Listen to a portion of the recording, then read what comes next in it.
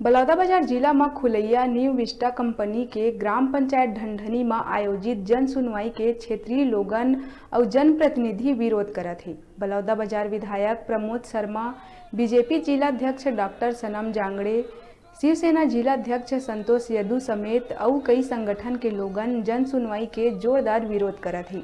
आक्रोशित लोगन जन सुनवाई के पंडाल में तोड़ फोड़ कर दी।